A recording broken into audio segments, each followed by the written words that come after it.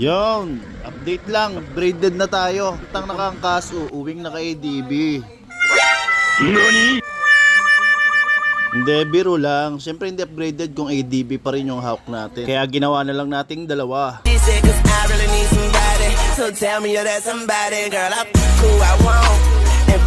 Ako nga po pala si JM Villabiray na nangangarap magkaroon ng big bike. Nabiyayaan magkaroon ng panimulang Raider 150 na naging Aerox 155 at ngayon naging Honda ADB 160 hanggang sa maging dream bike.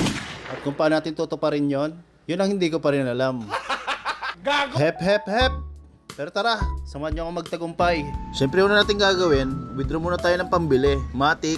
Ayos nga nito na withdraw natin, no? Ang bilis lang kasi 20,000 kada transaction yung pwede natin gawin. Medyo atat nga rin ako pumikap ng palibagong unit. Siyempre alam nyo na bagong taon, halos lahat ng tao nagsisipag ngayong 2026. Kailangan natin mag-ride kasi ramdam ko ngayon 2026 din dadating nating ninja. Okay.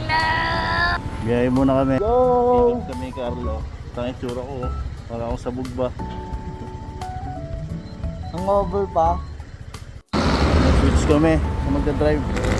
Nagpasama na nga rin ako sa ating tropang tunay. Dahil may kasama nga tayo, hindi na ako nag-book ng joyride kasi sayang din yung ibabayad natin sa joyride. Bukod doon, walang kasiguro doon kung makukuha ba natin talaga yung sisilipin nating ADB. At iba talaga pag may kasama kang tropa, makakausap pa habang nasa biyahe.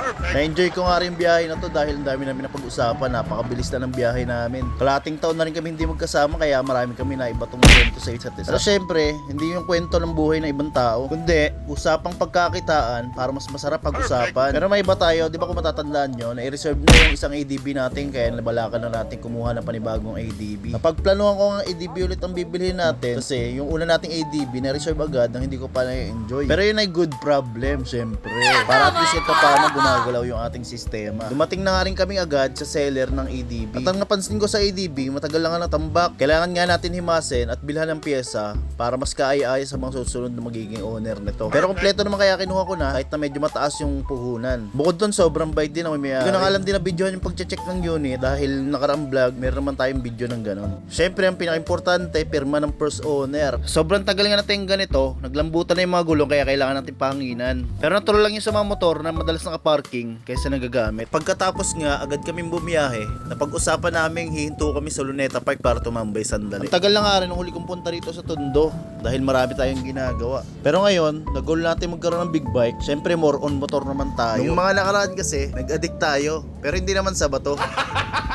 Hindi sa mga alaga nating crayfish. Pero nakakatuwa ka din sa pagbablog natin, ano? May nangyayari din kahit papaano. Kasi tingin ko, kung di natin sinimulan to, wala tayong dalawang ADB. Malamang kasi sobrang gastos ko rin talaga. Hindi tulad noon. Ngayon kasi nanghihinayang na ako sa Pasig 50 eh. Naging core na.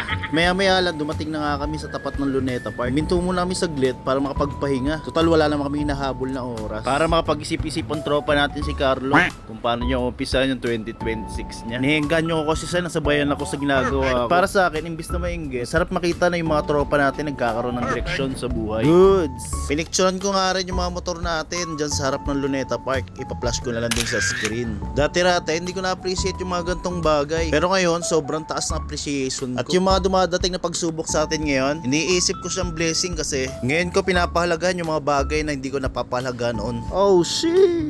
Lumalalim na pare. Maiba na muna tayo. Tsaka na ako mag-update ng ating iniikot. Sigurado ko matutuwa kayo sa resulta. Kaya please, palike, comment, share naman itong video natin para sa mga susunod na video, ma-update ko kayo kung ano ng progress natin. Panalo. Pag-umpisa na Ano ulit. lang kuya.